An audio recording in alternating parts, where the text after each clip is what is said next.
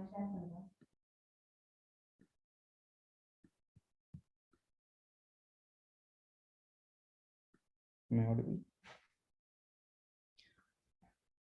very good morning, good afternoon, and good evening to the people who live in the different parts of the world.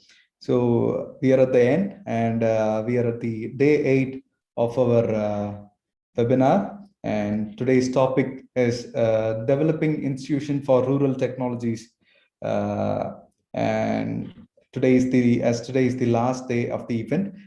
We have scheduled up the webinar in a way that the initial until 3:45 we have the actual webinar, and then the last 15 minutes would be the valedictory note. So it's an honor to introduce today's moderator, Dr. K.K. Sharma. So he did his MSc Tech with distinction at Osmania University, Hyderabad, and he also continued as research scholar and PhD in geophysics at the same Osmania University in 1984. And he joined as lecturer at the University of Mysore at 1981. And then he started his career with the University of Madras as senior lecturer at 1986. And then he also been the professor at the University of Madras since 1998, and he has been the head of the department from 2008 to 2015. Right now, he is being the chief scientist at Sri AMM MCRC Chennai, India. And then his research interests are exploration geophysics and geostatistics and computer application in geology, bioenergy, bioremediation, and environment management. He has been conferred with different awards and a lot of memberships. So some of them are visiting fellowship from DST and CSIR New Delhi for advanced research, and then school chairman for the School of Earth and Atmospheric Sciences, University of Madras, director in charge of the Center for Environmental Sciences at the University of Madras, and then resource person to design and conduct UNICEF and DANIDA sponsored training program in service hydrogeologists. He also prepared a video program for UGC's countrywide classrooms. It's my pleasure to invite Dr. K.K. Sharma on the floor. Over to you, sir. Thank you very much, Mr. Rudra. Good afternoon, everyone. I have got pleasure in introducing Mr. Ranjit Mukundan. Mr. Ranjit Mukundan, the speaker for this afternoon webinar, is a CEO of Stellabs. Ranjit has spent over 10 years innovating and deploying Internet of Things solutions and frameworks for digitizing the dairy industry across India and providing technical support to premium market linkages to smallholder dairy farmers. He is currently focused on scaling the organization and streamlining the execution to keep pace with increasing market traction. His vision is to unlock unprecedented value across the dairy supply chain via farm-to-fridge digitization of the largest crop, that is the milk, on the planet. He believes that modular farm-to-consumer smart move IoT platform can help unleash this value for all stakeholders in the dairy ecosystem, including alternate credit scores and data-led insurance underwriting mechanisms for the smallholder dairy farmers. Mr. Ranjit did his bachelor's degree in electronics and communication engineering and MS from Illinois Institute of Technology, Chicago in telecom and software engineering. He has over 24 years of software industry experience and was earlier the global head of Wipro's telecom value-added services practice, having delivered solutions for global companies across USA, Europe, such as Microsoft, AT&T, Nortel, Ericsson, British Telecom, to name a few. I have got pleasure in introducing and inviting Mr. Ranjit Mukundan to deliver his webinar talk. Over to Mr. Ranjit Mukundan. Yeah, thank you, Professor Sharma. Thank you, everyone. Thank you to the organizing team. I hope my audio is coming clear. Yes, yeah, and let me share the presentation.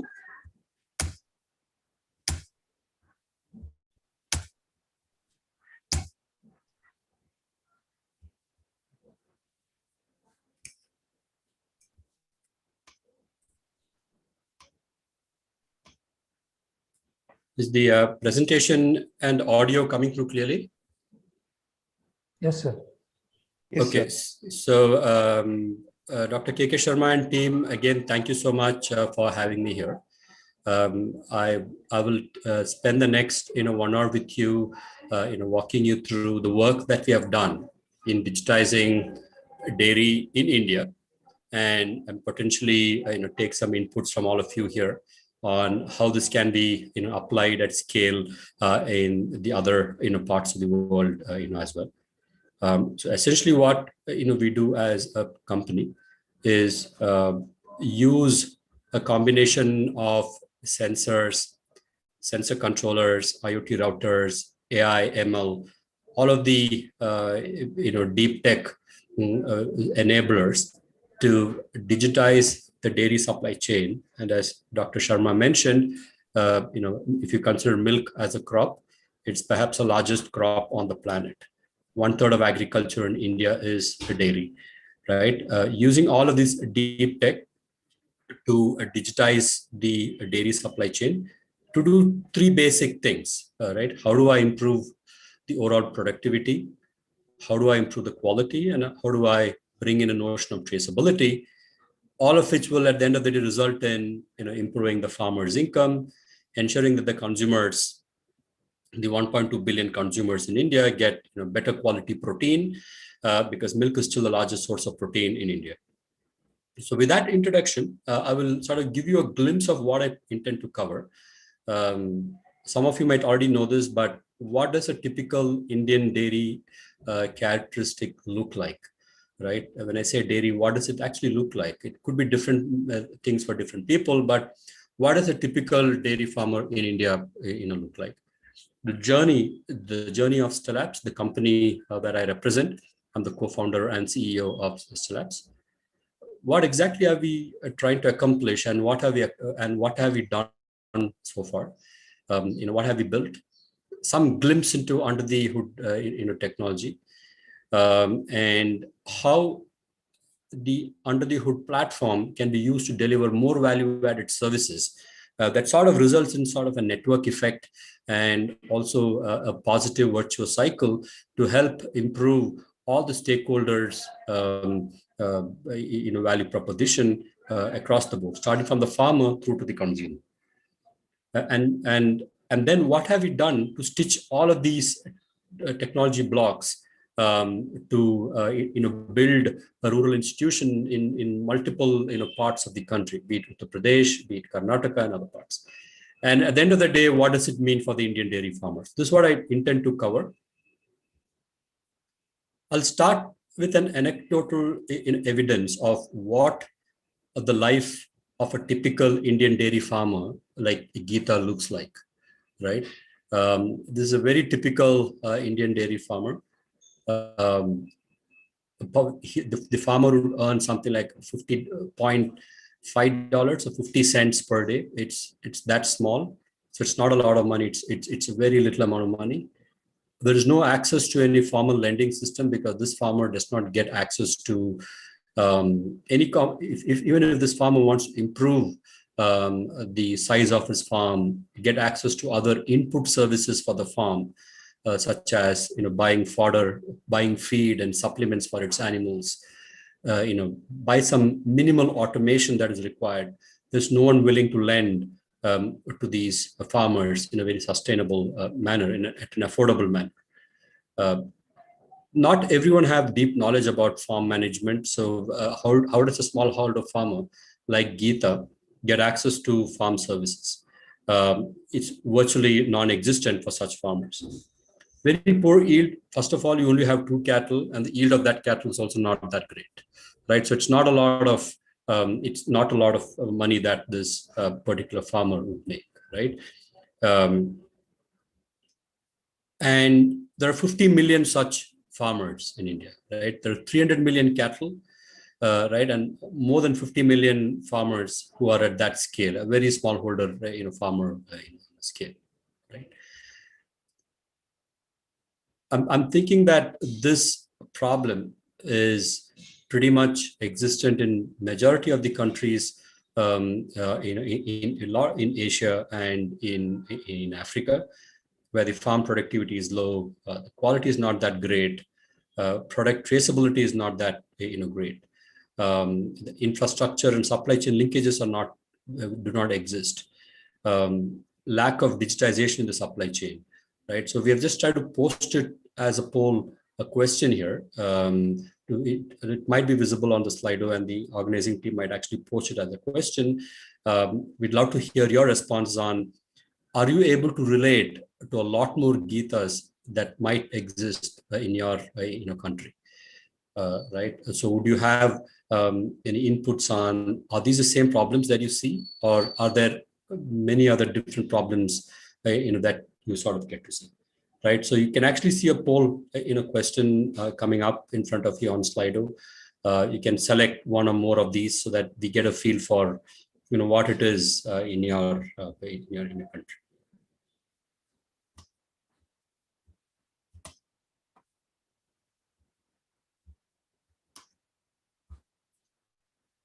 So with that basic introduction of what a typical dairy farmer is like today, I'll just give you a glimpse into, as a company, what we have done so far and where we are. So you get a feel for, when you are actually building out an organization that is completely rural focused, completely dairy focused, what does a typical journey look like, right? It's not a very typical enterprise because it's 100% focused on smallholder farmers. So what does building out such an enterprise sort of look like? So we started in 2011. We were incubated at IIT Madras, the Rural Technology Business Incubator. And we are 5 co-founders and completely bootstrapped with the money that we raised from the friends and family. And in 2013, we started building out the notion of a digital access network that can capture data from the dairy supply chain, right? Starting from the farm, the collection center, chilling center, the entire supply chain. It's a highly fragmented, disaggregated supply chain. So our focus was on, how do I capture data across the supply chain and build out a digital access network that can, at a very basic level, help capture data across the dairy supply chain. And the idea was to subsequently use this data to help improve productivity, quality, and traceability. We did our Series A funding.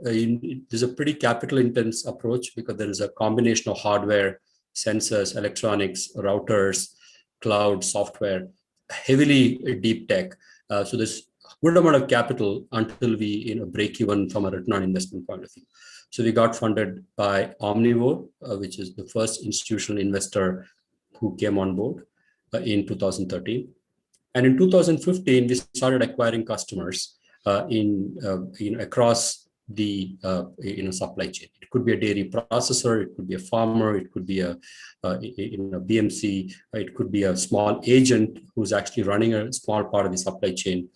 And we raised investment from folks like Bloom, Binny Bansal, who used to run Flipkart at that time, Venture Highway, a few Japanese funds, a few American funds. And then we started focusing more and more on customer acquisition. In 2018, we raised another round of capital, and then we started scaling further, where we think we have close to, as we speak, 10% of the organized dairy market in India, in terms of having digitized 11 million liters of milk flow per day. At that time in 2018, it was more like 5%. We have doubled that from now.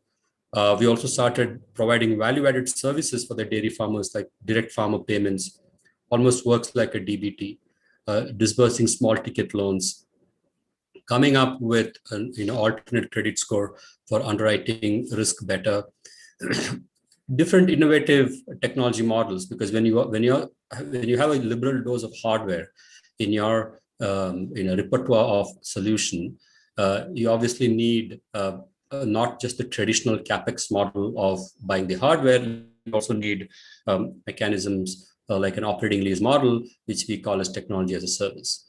So this is where this is how the journey looks like when we sort of started building this out. It's been about 10 years we've been at it, but still a long way to go. There are 5 co-founders.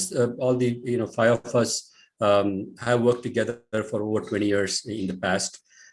All of us come from a deep tech background, and the idea was to apply this deep tech background primarily in the communications and telecom market to the dairy market, so that we sort of use some of the same architectural principles that we have picked and implemented in other industries, primarily the telecom industry and the communications industry, and see how this can work in the context of agriculture and dairy.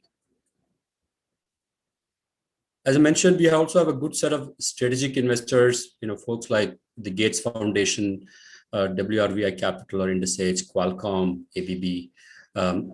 Good balance of impact investors, because the minute you focus on smallholder farmers, you also come onto the radar of the developmental organizations who are very keen in supporting rural development. So we were very glad that we picked a segment where we're also able to attract really good investors like the Gates Foundation, Qualcomm, and many others. Now, given this background, what exactly are we trying to accomplish, and what have we done so far? Right. Our vision is to sort of build this entire tech stack out and the business model out to sort of become the Amazon of the dairy supply chain. We think we have a total addressable market of close to $100 billion, including both the pre-harvest and post-harvest in the dairy supply chain, and perhaps certain adjacent sectors, including all the value-added services. These primarily include things like financing, insurance, input services like fertilizers, and nutrition, cattle pharmaceuticals, and all of them put together. The idea is, how do I build out a tech layer called the Digital Access Network, and use that tech layer just the way an Amazon Web Services is used, an AWS Cloud is used, to enable digital commerce, and then also enable embedded fintech across the dairy supply chain. So this is sort of the vision of what we're trying to build out. And what have we done so far? We have sort of digitized about 11 million liters of milk flow per day. It's a daily number because milk is an everyday product. Unlike other agri products like fruits and vegetables or any other cereals, it's sort of an everyday product, right? And we have onboarded over 200 dairy processors as our customer, onboarded close to 2.5 million dairy farmers, and enabled close to $1 billion+ worth of annualized payments on our system. We are present in about 35,000 villages in India, across 22 states. So it's a pretty reasonable access that we have built over the last 10 years. So under the hood, what does the technology look like? So as I mentioned, under the hood, it has multiple components, which we call as a digital access network. This digital access network includes things like an animal wearable. So for example, it sort of works on the farm side, a Fitbit for the animals. It goes around the animal's leg. The reason I use the term Fitbit is people are quite familiar with that kind of technology today. We use it for measuring our own step count and see how active we are. Pretty much the same, but developed for this cattle that helps us capture various measurements about how the cattle is performing. And do remember, this has to be done at a price point that's actually affordable to a smallholder farmer. Right? And the go-to-market has to be such that you're able to reach multiple farmers quickly. So it could be a reach through rural focused insurance companies, reach through rural focused banks who are willing to do lending to the farmers. And there are certain complexities that come in on animal wearables. For example, the battery life has to be 5 to 7 years, because you cannot replace you cannot recharge the batteries like in the case of pet wearables or human wearables. The batteries have to last. So how do you make it work? And the wearable, by measuring the animal step count by measuring the animal sitting-standing ratio can help you determine what's the right time to inseminate the animal so that the possibility of pregnancy goes up. And hence it can help improve the farm income because the animals are made to lactate more accurately at the right time rather than remaining dry for majority majority of the year, right? It also helps you determine nutrition issues such as if the animal is predominantly standing more than is sitting, then we know that it could potentially have rumination problems because typically animals tend to ruminate best when it's actually sitting. So the sitting standing ratio is measured. You could actually indirectly determine potential rumination issues and potential nutrition issues. It could also let you know if there are any health issues, such as if the activity levels are going below a certain threshold, you basically know that this particular animal could have health issues. We may not be able to pinpoint and say what specific health issues, but certainly something's wrong. And all of these nutrition issues, health issues, breeding issues would result in the farmer, some of the stakeholder in the supply chain getting an alert. We don't depend on the farmers to do anything because farmers are not well equipped to react and respond to these alerts. So the alerts that goes out to folks like the veterinary doctors, paravets, artificial insemination technicians, farm FITCs, farm management personnel, farm intervention technicians, and so on and so forth, right? So the right people get the right alert so that they can intervene at the farm in the best possible way that they should, right? So the idea is to enable this mechanism so that it's almost like you're using multiple forms of artificial intelligence on the cloud to sort of provide a quasi veterinary presence at the farm, to provide a quasi paraveterinary presence at the farm, so that even if a really high-end expert is not available at the farm, you sort of get the feeling that expertise can be rendered through a much lower skilled personnel at the farm, right? So this is something that it's a device that we use. And then there's a herd management platform that helps you capture data like the animal vaccination, animal deworming details, and various other animal upkeep details, animal breeding details, animal nutrition details. And this app is sort of Uberized so that you can actually use the existing personnel at the in the rural segment to use this app and provide this data. Because in India, a lot of people in the villages who perform the role of a paraveterinary technician, and animal husbandry technician, artificial insemination technician, veterinary doctors, farm intervention technicians, and so on and so forth. How do I leverage all of them and move them onto a platform so that they can actually do data-led intervention rather than doing a very traditional way of intervening at the farm? So, and for us, from a business point of view, it's a very cost-effective way of rendering the service because you get access to free manpower that can be used and onboarded on a platform. So it becomes a win-win solution wherein the people who are on the ground get access to platform that they would have otherwise not got access to free of cost. We get access to free manpower, and the farmer tends to gain. Right, and the farmer tends to gain because you're now getting much more effective services for animal nutrition and all of that, to ensure that the farmer gets the highest benefit. So these are the two primary interventions that happens at the farm. I will dig a little deeper as we go forward, but just to give you a high-level perspective of what some of the intervention looks like. At the collection center, there are about 500,000 collection centers in India. That's quite phenomenal because it's sort of 3 times the number of post offices in India. That sort of collects milk, that collects about 100 to 120 to 140 million liters of milk per day. And these collection centers are where you actually start procurement services, where you procure milk, where you actually do the trading part.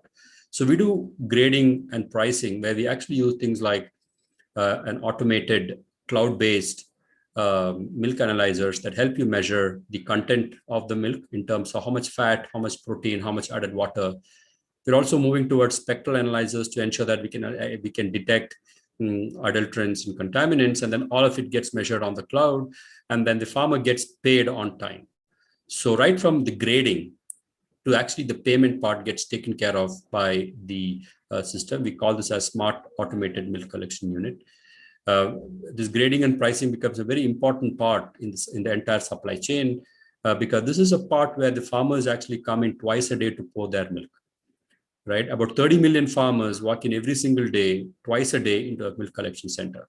Of the total 80 million farmers that exist in India, right? The remaining 50 million are still not giving milk to the organized sector. They're still giving milk to the unorganized sector, like the local domestic buyers who are just next door.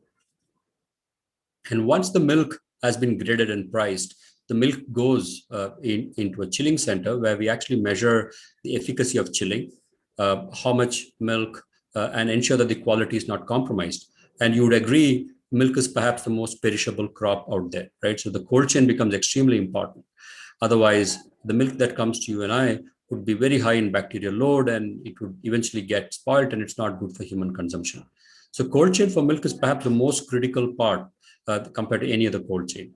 How do you ensure that the milk gets chilled to 4 degrees centigrade from room temperature pretty quickly? How do you ensure over chilling does not happen, under chilling does not happen? Both are not good for milk. Neither under chilling is good, neither over chilling is good. It has to be exactly in and around plus or minus 10% of 4 degrees centigrade, right? 10 to 15%. So we monitor energy consumption, just so that some of you are aware. About 2 billion kilowatt hours of energy is spent in chilling milk in India, out of which about 75% is via using diesel. So we actually burn about 500 million liters of diesel every single year to chill milk. It's a huge amount of diesel. How do you optimize on energy consumption? How do you ensure quality, optimize for energy, right protocols are being followed, and so on and so forth, right? This is something that we do. And second, we also ensure using our solution called the Smart CC that there is no TS loss, total solids loss, as the milk moves from the collection center to the chilling center. So the idea is to use technologies to ensure that across the chain, there's no pilferage happening. People are not adding water. Anything happens, we catch that in real time, because there's no point in catching these faults in retrospect. The idea is to catch all of this in real time, so that it's much more effective to take corrective steps. And once it's done, the milk gets chilled in huge milk warehouses, mini warehouses called bulk milk coolers, which is what we monitor for energy, under chilling, over chilling, and all of that. We also measure the volume of milk in the bulk milk coolers to ensure that there is no pilferage that happens in the middle of the night when there's no one watching. And we also intend to extend this data collection and digital access network build out right through to the processing center, distribution, and retailer points as well, so that we have one coherent, cohesive solution that captures data across the dairy supply chain and provides for productivity, quality, and traceability. This is sort of a quick overview of what we have done. The next few slides gets into some more details of what each part of the product does. So what I'll do is I'll go maybe one step deeper into each of these technologies. So let me start with MOVE-ON part of the technology, which is the animal wearable or the Fitbit, and the MOVE-ON application, which is the herd management solution, where we actually Uberize the local village staff, like the veterinary staff, para-veterinary staff, to take care of the various facets of animal husbandry. So the MOVE-ON device works something like this. It goes around the animal's leg, where you can actually measure the animal activity levels. It can measure the animal sitting standing ratio. Extremely important for insurance companies and financial institutions if they're willing to provide loan against this. Do remember, for a smallholder farmer, a cattle is a movable, trackable, traceable asset, right? So if you want to provide loans against this asset, you better have very foolproof way to monitor this animal. How is my asset performing? How is the health of the asset? how is the animal nutrition? How is the treatment happening, right? And there are various facets can be measured. So you sort of get a 360-degree view of the animal using this animal wearable, because at the end of the day, the key principle that we're trying to use is the activity levels of the animal in terms of the step count, in terms of the sitting standing ratio and all of that. Put together helps us measure how is the productivity, quality, traceability happening from an animal perspective, from an animal husbandry perspective. How is the animal nutrition looking like? Because activity levels, as I mentioned, is indicative of the animal nutrition. How is the peak estrus detection looking like? How do you determine the peak ovulation cycles within 4 to 6 hours of the ovulation kicking in? How do you determine health issues if the step count is decreasing? How do you catch issues like lameness, mastitis, and all of that, right? So it sort of helps you determine all of it. So all the data comes to the cloud in a wireless manner, and in the cloud we run all the high-end AI ML algorithms to derive all of these aspects for a given animal, and then send alerts to all the respective stakeholders, to the corresponding stakeholder in the dairy supply chain. The stakeholder could be, as I mentioned, a veterinary doctor. It could be a veterinary doctor. It could be a paraveterinary person. It could be a farm intervention technician, and so on and so forth. So it could be one of these guys who actually take care of the animal. And the MUON component has multiple aspects to it, which is the farm side intervention. As I mentioned, it helps you track various animal activity levels. It helps manage the artificial insemination cycles, vaccination cycles. It gives insights about the complete animal husbandry services. We have a village level common base station that helps you collect all the data across multiple farmers, so that the cost per farmer goes down. So it's sort of an amortized data path using an amortized infrastructure, so that one infrastructure can be leveraged across multiple farmers. And then, of course, all the secret sauce is on the cloud, where you use the data to determine the various aspects of animal breeding, animal nutrition, animal productivity, and sickness management, preventive healthcare, and all of that. So and what are the benefits to the farmer? It helps you determine when to actually inseminate the animal at the right time, so that your number of productive and lactating days goes up. Preventive healthcare, because typically in India, the focus has been on sickness management than on preventive healthcare. So how do you move from a sickness management regime to a preventive healthcare regime, right? How do you ensure that the calving intervals are sort of reduced? How do you ensure that you have sufficient history of the animal so that you can actually manage the progeny and the antecedents of the animal much better? How do you ensure that traceability at the animal level can help improve the milk quality? How do you ensure that the various alerts goes out to the various stakeholders so that the right stakeholder can intervene at the right time? How do you ensure that at the end of the day improve the farmer's income, because otherwise he'll not be motivated to keep doing this in a sustainable manner and take care of a higher and bigger number of animals than the current small herd that he's taking care of. So a typical device would have various aspects when you log in from the backend. So if you're an veterinary doctor or an animal husbandry expert, you log in for the backend. You have various components of this service that kick in. This sort of a screenshot of a product from the backend. You can register an animal. You can list an animal. You can do all the basic management services. You get to also get visibility on a per animal basis. Which are the animals? What is the status? How are they doing? Right? And what's the current red flag against each animal? So you sort of get to get a feel for the entire animal, their breeding status, which animal is open for breeding, and all of that.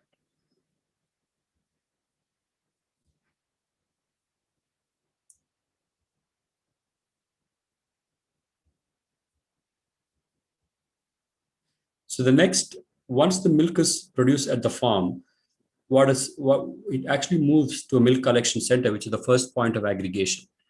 At the first point of aggregation, what we get to see is the ability to grade and price the milk in real time, and also cross-correlate it with all the data that we collected on the farm side.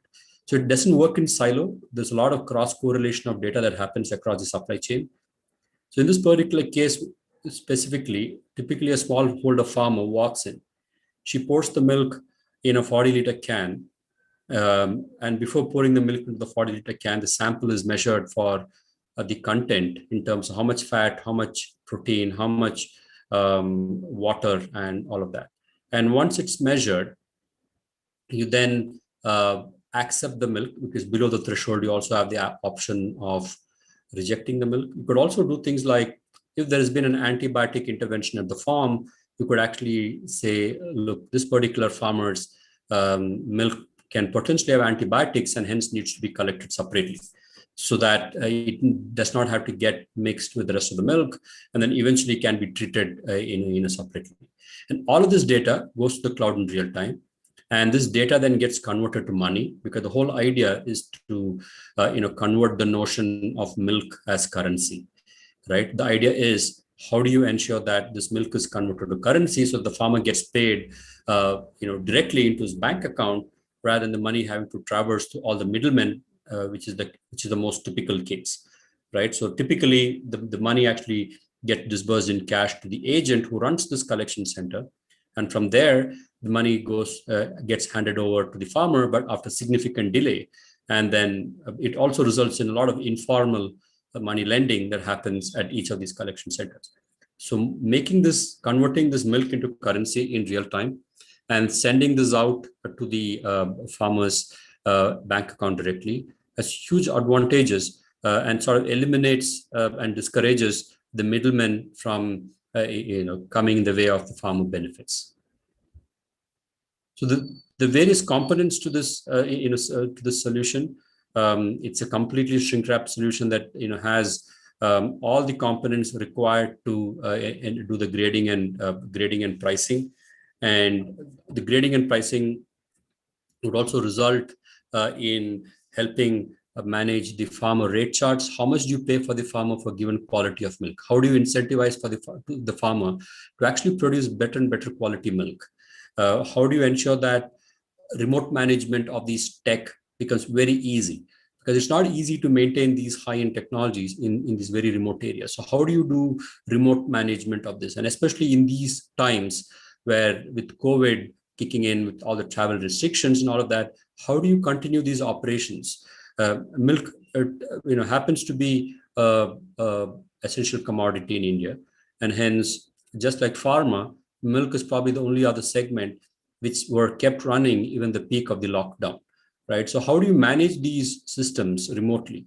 It's critical. So that's some basic stuff that we provide. And all other forms of real-time report that's needed to run the system in a very effective manner. And once the milk reaches the chilling center from the collection center, the same thing is repeated to ensure that from the time the milk leaves the collection center to the chilling center, there is no other intervention has happened. People have not added anything, people have not removed anything, and all of which can be caught by comparing the receipt side milk data with the dispatch side data to ensure that things are in order, right? And the key benefits are, one, it helps improve the milk quality, increases farmer loyalty, reduce the operational cost because there's no one transferring the data manually between these centers to the head office of the dairy processor, and your decision making is much more accurate. These are some of the basic but important advantages, but it has a lot more other advantages as well. And on the cloud side, when you log in, a typical dairy personnel can actually see how many collections have happened in a village. So sitting in your headquarters in Bangalore, for example, you can actually get a feel for your thousands of collection centers that might be spread across thousands of villages and see how many collections have happened. Are there any anomalies with respect to the quality? Are there any anomalies with respect to quantity? what's the kind of payment that needs to go out, what's the kind of working capital cycle it would involve as a dairy processor, right? And what kind of churn and loyalty upside or downside are you actually seeing? So you get to see a whole bunch of collection summary, and what kind of milk has been collected in terms of quality and quantity. How is it trending, day on day? Is it trending upwards, trending downwards, or things the same? How does some of these translate to a KRA and KPIs of the personnel who are running this supply chain? At the end of the day, there has to be people who can run and enforce discipline, enforce protocols. So how do all of this happen? Because if it's run efficiently, the benefits can accrue to the farmer or the consumer. And then once the milk is aggregated at the chilling center, it sort of gets monitored using a system called contract, which helps you determine if the milk is being under chilled, the milk is being over chilled, other protocols that are followed. So typically what we do is we measure, there's a temperature sensor that collects the milk temperature, volume sensor that measures the volume of milk stored in the bulk milk cooler, to check if the milk is running on grid or is running on a diesel generator, a sensor to check if the milk pumps are being correctly used, sensor to ensure that the compressors and the various sensors are functioning properly, and of course the weighing scale to ensure to check the weight of the milk as well. So the cumulative result is you get to see the how much power is consumed. As I mentioned, 2 billion kilowatt hours of energy is consumed throughout India to chill milk. So huge amount of power, roughly translating to about 500 million liters of diesel every single year, because a significant portion of this cold chain is off grid, do not have access to good grid, right? Cleaning in place, are these equipment cleaned properly, which can also be determined. Otherwise, the bacterial load of the milk goes up. And if you plan to actually convert this milk into cheese or cottage cheese or one of them, that will not happen unless the input quality of milk is good. Measuring temperature, various other malfunctions, and the basic benefit is, how do I increase the shelf life of my BMC? Ensure that the quality is not compromised, ensure that the energy is optimized, and reduce manpower, because these are very rural scenarios, and the more people you have, the more protocol adherences that is difficult to maintain. So if it's automated, your chances of adhering to certain protocols go up. And when a backend administrator logs in, it could be it should be a route manager, it could be your cold chain in charge, can actually get to see how your cold chain is performing. How many of the cold chain in each of the village has been chilled properly, under chilled, are the various components of the bulk milk cooler working fine. So in one shot, you get to see if things are going right or wrong, right? And on a per village basis, per collection, per chilling center basis, you get to catch anomalies, because you get various trends of volume, temperature, and all of it, with which you can see a few people can actually monitor thousands of sites. It's almost like a network operation center that helps you manage your center very effectively and ensure that your quality is not compromised, and you're running a network, your cold chain network, very efficiently. And the various analytics that tells you, because these are things that happens at large scale, right? It's a very disaggregated, fragmented supply chain. So in order to be able to monitor this, you need to have sufficient analytics that helps you monitor large number of points of presence, or POPs, in a manner that few number of people can interpret, use and help ease the decision-making cycle.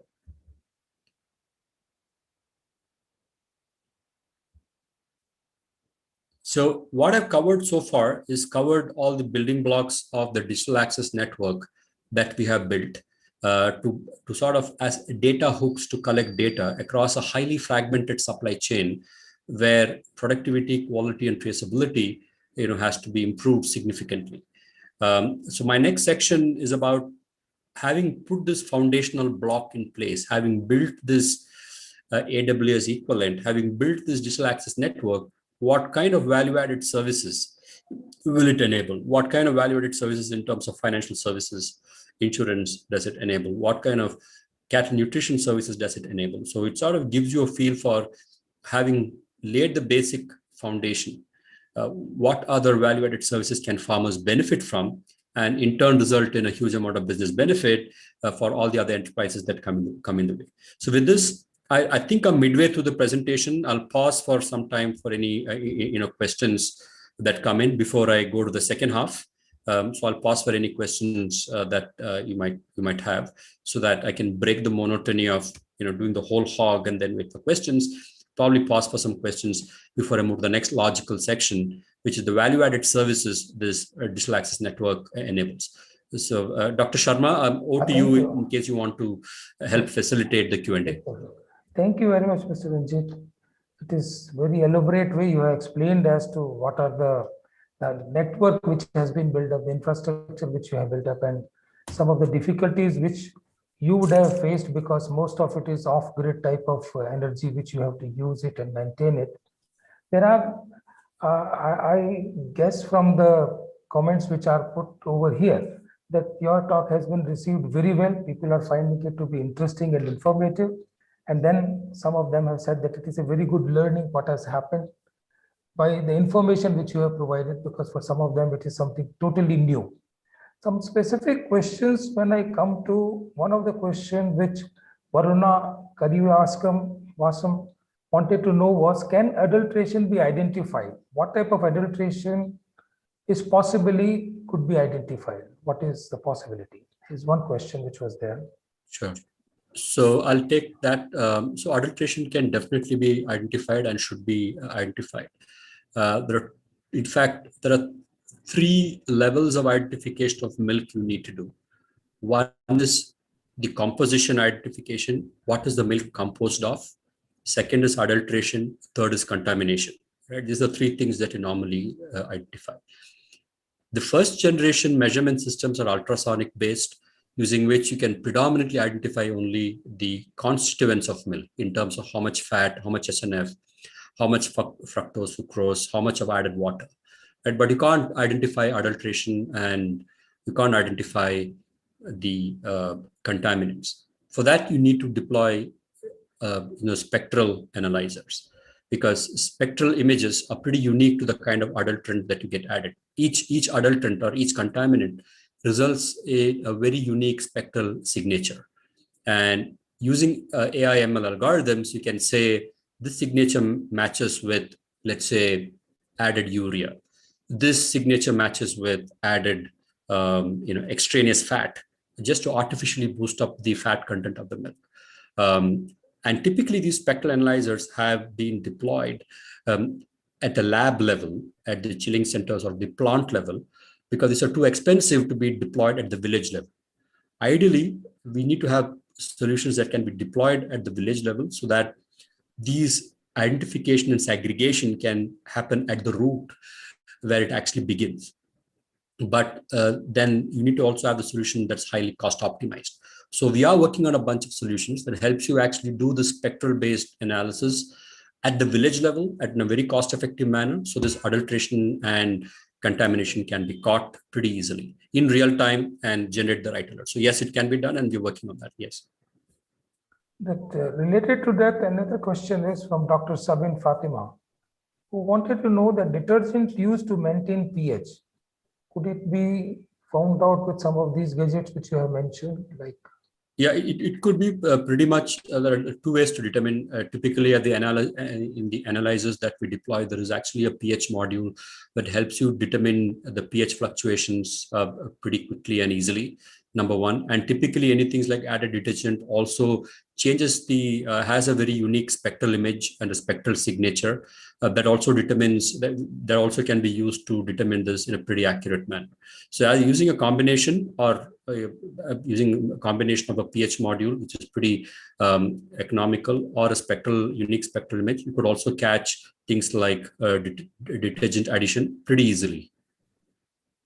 And another doubt one Mr. Kamal was having was that, is this GPS devices we are using have got some health hazards associated with it? Absolutely no, because these are very, very low power devices. If human beings have been using it in the form of Fitbit for many years, and these are very these devices on the animal's leg are not GSM enabled directly. They use a very low power RF between that device and a central router, and it's only from a central router that you uplink it over a GSM network or a CDMA network.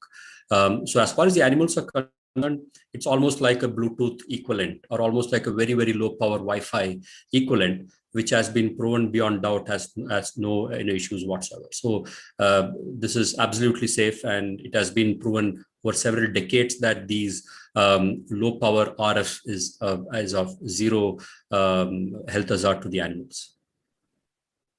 Thank you, Ranjit. The other one is from Mr. Elias from Lebanon. He wanted to know that what are the ways in which we can have detection of antibiotics residues in milk? What are the smallest levels which are permissible, and how do you measure it? Yeah. So the ways we use typically biochemical assays to determine an antibiotic. These come like your strips that gets used. It is still not completely electronic in nature, where you where use something like a spectral image, because it's typically culture and biochemical assays that we use to determine the antibiotic residues. We pretty much use it because our solution also is used by folks who sell organic milk, for example. So an organic milk, since there's such a big premium that consumer pays, you need the ability to detect any potential antibiotic intervention right at the farm.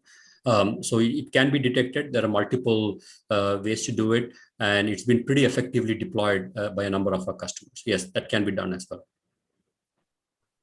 And one question which I would wanted to know for some time was that how do you feel is the requirement of cattle feed and its impact on the regular agriculture? As we want the more milk to be produced means more cattle to have. What is the scenario that are we in a position to get good quality cattle feed for them, and so that milk quality is ensured? Yeah, see, one of the fundamental problems that we're trying to solve as we speak is cattle nutrition. And it's a very pertinent question, because 60% of the input cost for a dairy farmer is nutrition, right? So we are partnering with a number of nutrition providers to help ensure that the farmers get the right nutrition. It could be fodder, it could be animal concentrates like feed, or it could be supplements, right? So all the three are needed for the animals. We are trying to render this cattle nutrition, both the forage and the fodder, the feed and the cattle supplements, in a very targeted and contextual manner. For example, a calf needs a particular type of nutrition. An animal in the 90th day of lactation needs a particular type of nutrition. An animal that is just about to calve needs a particular type of nutrition. An animal that is dry and about to get impregnated in the subsequent month needs a particular type of nutrition. How do you know on a per farmer, per animal basis, what's the right kind of nutrition that a particular animal needs? Today in India, typically it's only the feed, that's a concentrate of the protein that gets dispersed in a retail fashion. And then you have the forage. You don't have supplements, which are pretty important, supplements like equivalent to our vitamins and mineral mixtures and all of that, that also needs to get rendered. So we are actually working on a very, very wholesome module to help ensure that the right nutrition goes to the right farmer at the right time as a very, very proactive prescription rather than being a reactive treatment procedure. Right? Typically in India, some of these high-end nutrition like supplements gets rendered as a reactive supplement prescription rather than a proactive rendering. And it has a huge impact on the productivity levels, obviously. Poor nutrition means poor milk yield. And number two, if you want to control the quality of milk, you better control it from the nutrition onwards. For example, alpha-toxin is something that gets into the milk, and that typically comes in from the kind of nutrition that you feed. How do you ensure alpha-toxin-free milk?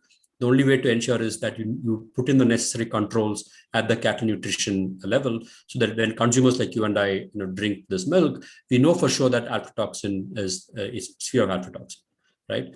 Second, how do you encourage farmer to over time, bring in the right ration balance so that whatever is locally available and locally growable gets locally grown? how do you encourage farmers to do more and more silage so that the farmer can actually grow naturally used protein sources and carbohydrate sources and energy sources, so that he's not dependent on external and nutritional components. As a balance, the animal gets the complete nutrition. So it's a pretty critical part of what we do. And it also has a huge impact on the animal productivity and also the quality of milk that finally comes out. And absolutely, so we are on the job, trying to implement it. And it's a very pertinent part of the question that you asked, Dr. Sharma. That is really useful for all of us who are working on that. The other one is, Mr. Alalate wanted to know, could this technology which you are talking about and you have successfully implemented, is useful for those semi-intensive rearing of animal, those who have got less number of cattle, and could it be working in that as a group? Possibly it should, if there is a group of such people. Yeah, and obviously we make this work primarily for smallholder farmers where farms are 2 to 3 animal, 3 animal, 4 animal, right? So it's fundamentally a smallholder farm targeted approach. It is not focused on intense farming at all, because for intense precision farming, there's enough technologies available in the US and Europe that gets deployed.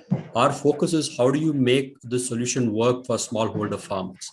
Farmers who have 2 to 3 animals, hardly have any land, that hardly have any money. How do you make this technology work for such farmers? So if it can work in Indian context for 2 to 3 animals, it can definitely work in larger farms of 10 animals, 15 animals, 20 animals, very easily, because our target has been the really, really bottom of the pyramid farms and not the high-end precision farms for which there's enough technologies out there. That is valuable information for me personally, because at MCRC, the farmers with whom we are working are real poor farmers having only maximum 2 or 3. So Absolutely. we are helping them in having that protein-rich azola type of supplement being provided, how to get that azola. They themselves grow it and then give it to their animals. But this will certainly help as to how they can. The last question in this part of it will be again from Mr. Elias, who wanted to know that what is the water level in the milk? What is the minimum amount of water that machine could detect before this is being rejected? Yeah, so it really depends on the particular region and how the calibration is set and all of that. But let me answer the question saying that we could detect the smallest level of water that gets added, because we do measurements at the farm, at the collection center, at the chilling center. So depending on the total solids percentage in the milk, and depending on the spectral signature and the ultrasonic signature, we get to detect any addition pretty easily. So that's probably the simplest problem that we try to solve. Any extraneous water addition can be pretty easily caught. One more question has come from Hanadi, who wanted to know that could the procedures which are being used for yogurt and cheese, for the products such as yogurt or cheese, could be done for the milk also? I think he means about the quality control on that. Yeah, so typically there are the spectral imaging kind of approach that we have taken at the collection center can be applied to the processed products as well. But on the processed products, there are enough technologies out there that measures the quality and various other things, because you're doing this test at the processing plant level where the affordability is much higher. Our focus has been, how do I make such measurements at the village level as the milk is being poured by farmers walking in every single day, twice a day, right? These are very smallholder farmers. Each of them will get about 2 liters, 3 liters of milk every single day, twice a day, morning and evening. So at that village collection center, how do I do these, sort of measurements? So that's something that can be done.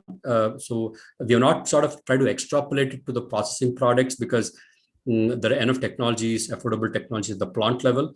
Our focus has been, how do I do these measurements for milk at the collection center level?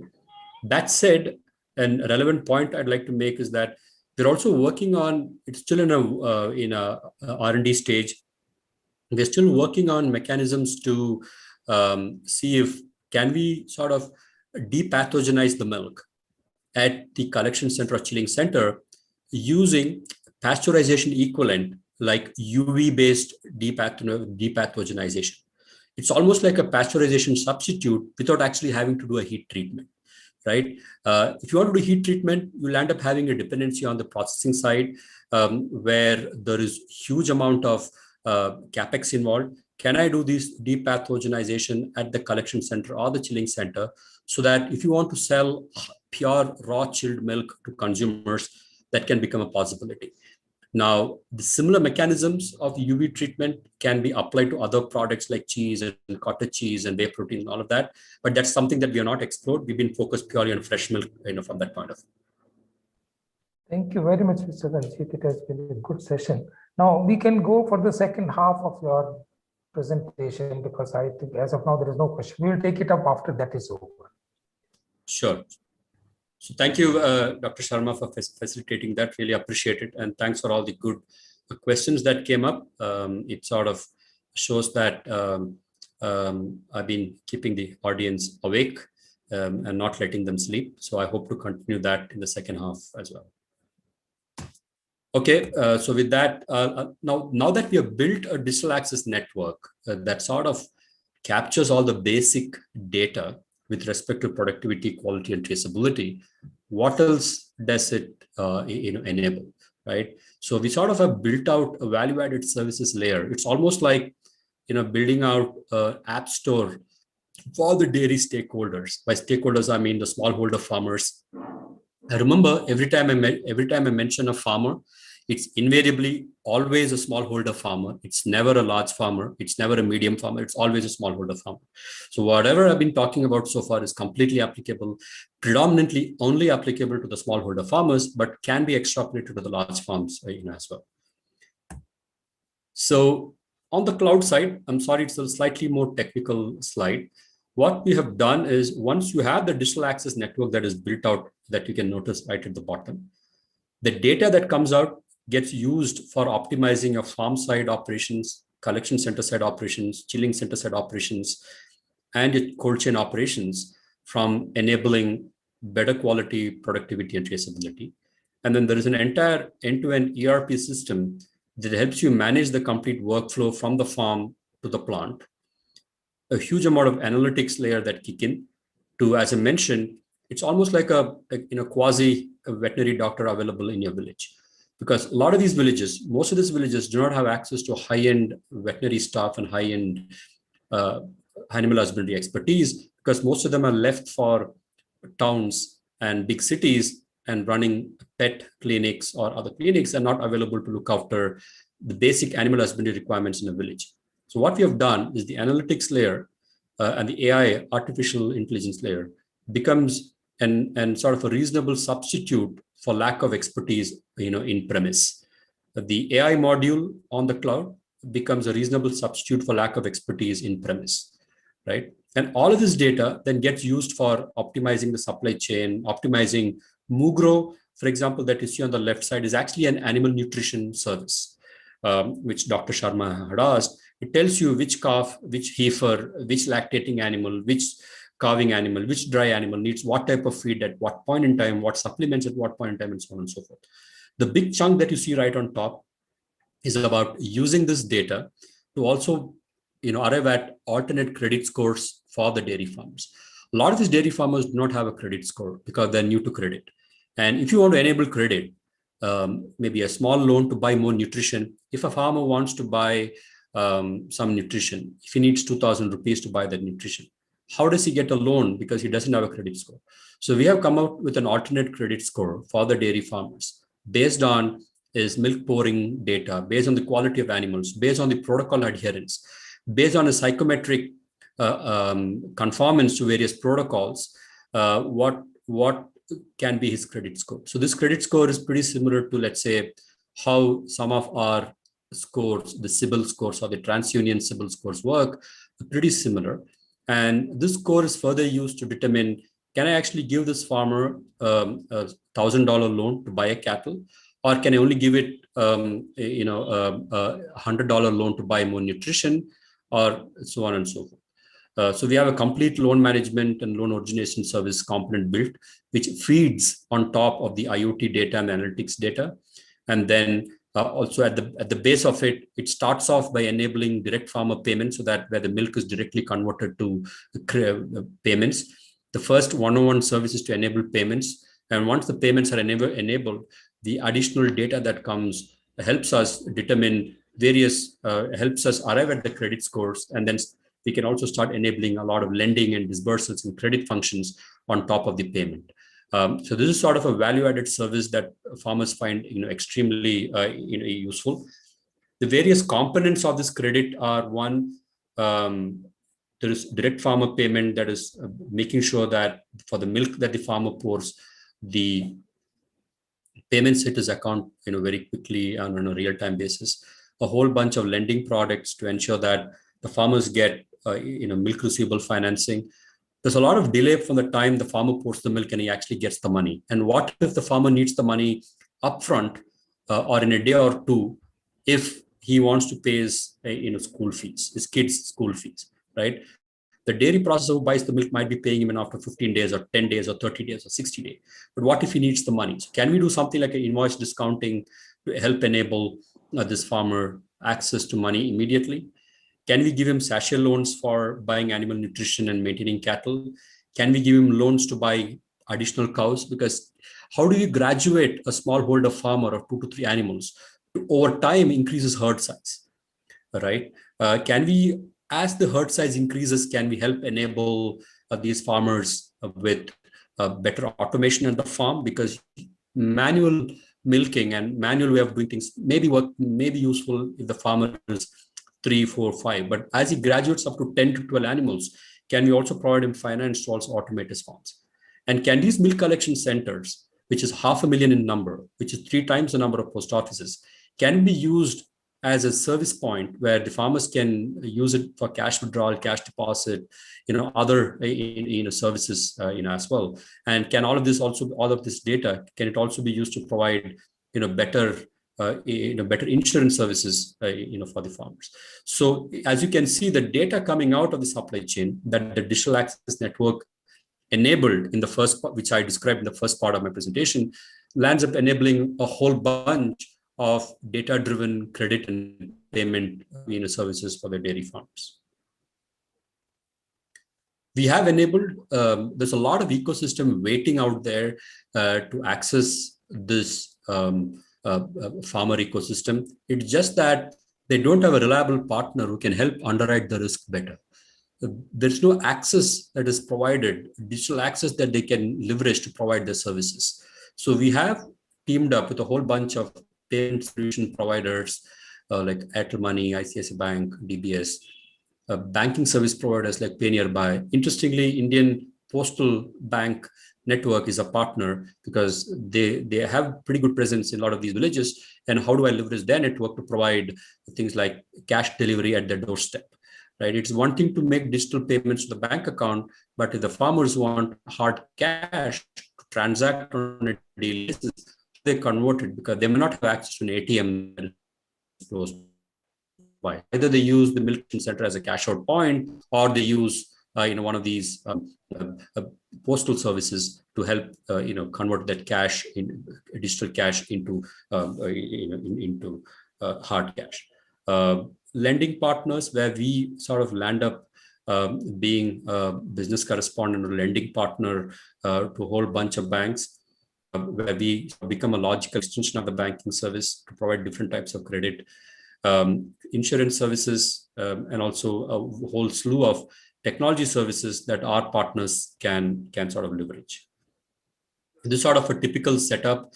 As you can see, this is one of our centers running in Eastern UP in the Varanasi area, which is actually a Niti Ayog's aspirational district, where you can actually see women farmers transacting cash deposit, cash withdrawal. So there's a small biometric device that uses the same computational infrastructure that we deploy for milk collection to also provide financial services. So it's sort of an interesting tweak that all the digital infrastructure that we deployed for milk collection also gets used for withdrawing for financial services.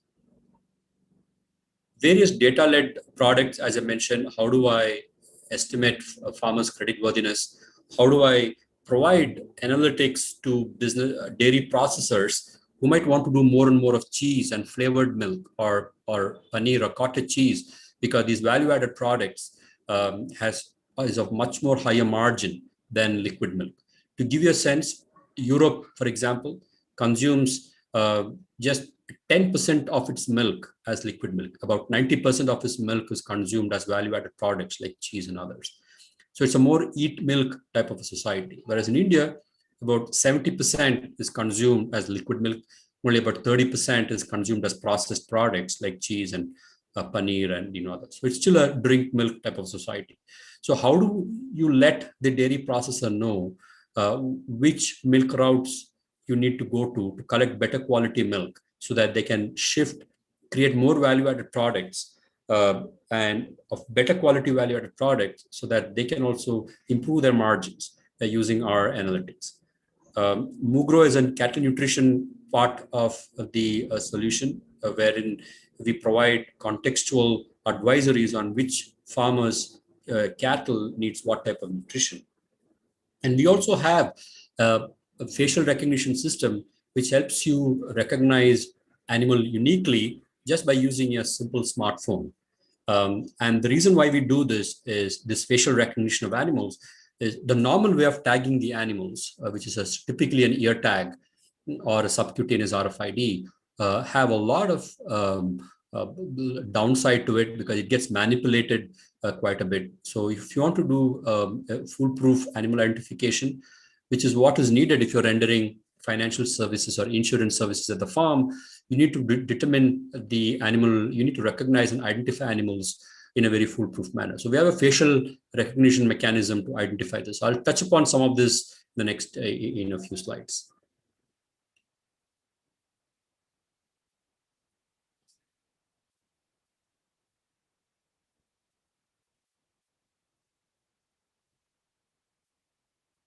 So the Moose score, basically we use a combination of what we call as KYC, where C is in small c is called know your cattle, not know your customer. We use KYC to determine the kind of breed, productivity, real-time activity, health data, nutritional data. We also use the farmers' data like demographics, income from dairy.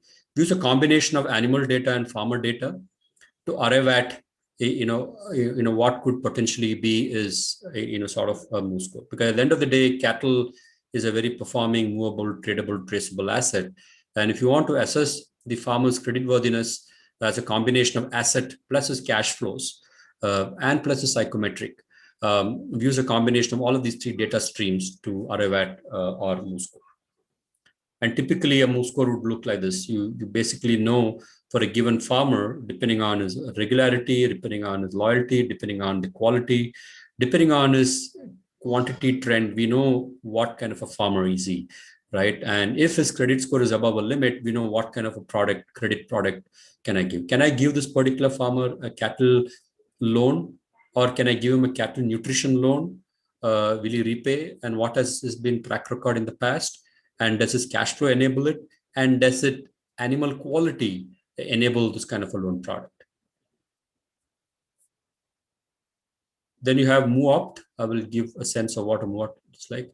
In MooOpt, it basically tells a dairy processor, gives you a supply prediction of in a given area, what kind of supply can be expected at what point in time.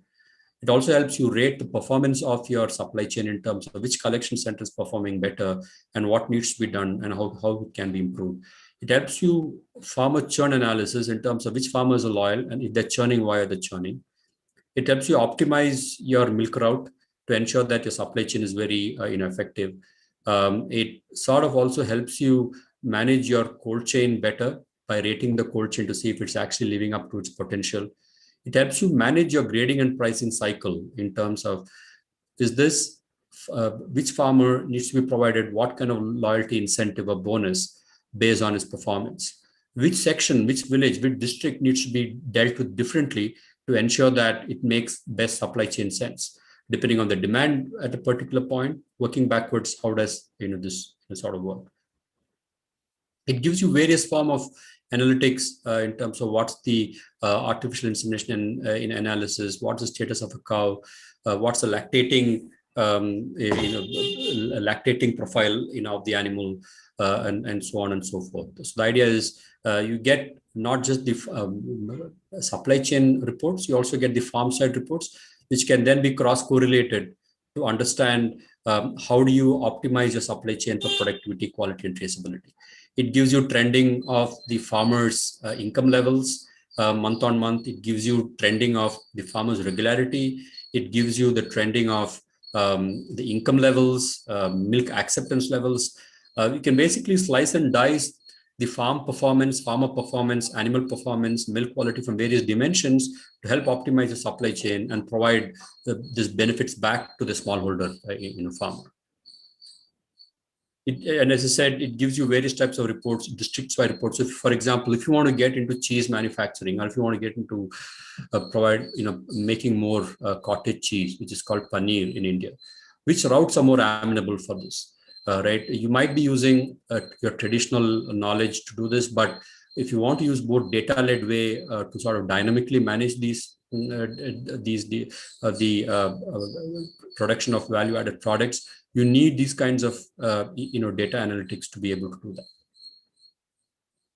It further gives you the performance of village level performance. It gives you performance in terms of if you want to increase a given volume predictability, because your demand into the market, your commitment into the market is pretty much the same, because you need to deliver X amount of ice creams into the market, X kgs of cheese into the market. You need to deliver X kgs of ghee or butter into the market. But if your supply is fluctuating, how do you manage it without having to incur more costs? So we provide such analysis to ensure that there's enough, you are sort of able to get the best value for money, best bang for the buck from the existing supply chain without reneging on your existing demand side commitments. It gives you analysis of, again, as I said, without spending too much money, how do you get the best out of your existing network? Which are the parts of your network that are the laggards? Which are the part of the network that is overperforming? And how do you actually let your underperforming assets and part of your network catch up with the rest of your network, so that you can actually, as a dairy processor, how to sort of translate this into particular KRAs and KPIs of your staff that's in charge of running this entire network. Next, I will go into the cattle nutrition aspect. In the cattle nutrition aspect, as I mentioned, we collect data both at the farm and the collection center. The data that we capture includes animal health records, productivity records, lactation cycle data, nutritional data, ration balancing data, milk-related data such as quality, quantity, and historical records, income levels.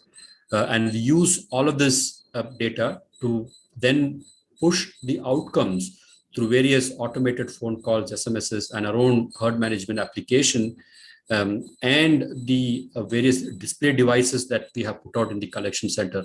Each of a collection center has a display device where the farmer can actually see twice a day, in the morning and evening, what performance metrics he needs to focus on, so that he can improve his quality and quantity, which in turn improves his income. And a lot of it happens to be cattle nutrition related. And the type of product and quantity suggestions based on, right, if it's a calf, does the farmer need to give calf starter? Does he have to give a calf grower? Does he have to give a heifer feed? So as I mentioned, as a function of the cattle type, cattle stage, we give contextual inputs, both for yield improvement and quality improvement, including things like recommendations for Azola and how the Azola needs to set up. It's probably the cheapest form of protein access for the dairy farmers. And this is one of our collection centers where cattle nutrition is being provided based on advisory. There's a network that we run both in Kolar, which is outskirts of Bangalore, and in UP, where we tie up with a lot of cattle nutrition providers and provide contextual nutrition to the dairy farmers. Coming to the facial recognition part, what we do is we use AI ML to automatically recognize uniquely identify the animals. So these animals are identified, based on the body patterns, facial pattern, and also biometrics like the muzzle print. So that muzzle is, part of the nose area. So it becomes like it's like an equivalent of a fingerprint for the human beings. And how do you sort of use this to uniquely identify the animal using a simple 5-megapixel type of a phone. We also use this facial recognition to identify the age of the animal by using the teeth profile. For example, if you're an insurance company, you prefer to know when you're onboarding the animal, you also would like to know the age of the animal. The insurance premium is a function of the age of the animal as well. So we use this technique to not only uniquely identify the animal, but also we use this technique to automatically determine the age of the animal as well. It's an AI-based solution wherein it's completely driven by high-end software algorithms and deep tech that runs on our cloud. We avoid false positives. It's a solution that is with any hardware, no need of a ear tag, no need of a subcutaneous RFID, very easy to use, cattle-friendly, and fairly customized and blended into your existing workflows. It could be blended into your existing simple animal identification workflow. It could be blended into your insurance workflow or your financial and credit and payment workflows, as well. What we've also done in this next part of my presentation is to show how all of this have been stitched together to set up an entire end-to-end supply chain that uses all of these technologies and to help solve the quality, productivity, and traceability problem. So we have actually we have moved from providing the technology enablers to now actually run business operations for some of the FMCG companies who are entering India, who want to sell high quality milk, differentiated premium milk in India. For example, Amazon has already launched grocery services in India. They have private label grocery services, basically fruits and vegetables. They'd like to enter the dairy market as well. How do you, sell private label, milk? How do you, if you are someone like a big basket and you want to launch your own private label premium milk, how do you run it? So we actually take care of the entire backward integration piece. So if you are an FMCG company looking to, launch your brand in India, you could focus just on acquiring the consumer and building a brand, and we could take care of the entire backend, setting up the backend supply chain, a completely tech-driven, data-driven supply chain that starts from the monitoring the animal, managing the farms, managing the entire supply chain dynamics, cold chain, transportation, all the way to handing it over to you in your label, right? So it's sort of we're trying to sort of become like your Intel Inside, where we can become the endorsing entity and help you launch a brand in India. This is something that we're already running in a couple of parts of India, where the idea is to leverage all that we have built so far into one coherent supply chain, so that you can enable premium milk to your consumer. You might want to position it as an antibiotic-free milk.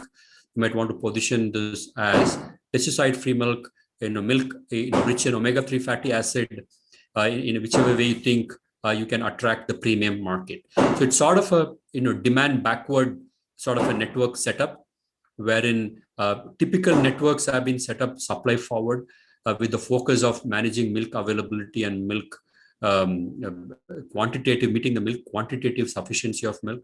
What we have done is a supply demand backward network setup, wherein if you are a supply chain, if you want to just own the consumer, if you want to tap into the premium segment, and for instance, in India, 30 million households contributes to 65% of the FMCG value. How do you tap into that market to provide high-end premium milk with a reliable partner like us who can help set up this highly digitized data-led supply chain? So this is an example of a supply chain that we have set up. We call it as Moomark. Moomark is a brand that we use as an Intel Inside brand to endorse a primary brand, which could be an ITC or a Nestle or one of them. And you could, and this is something that is finding huge uptake among various players, including players outside India who would like to tap into the huge dairy potential in India, or Indian players and consumer FMCG players who want to get into the export type of a segment.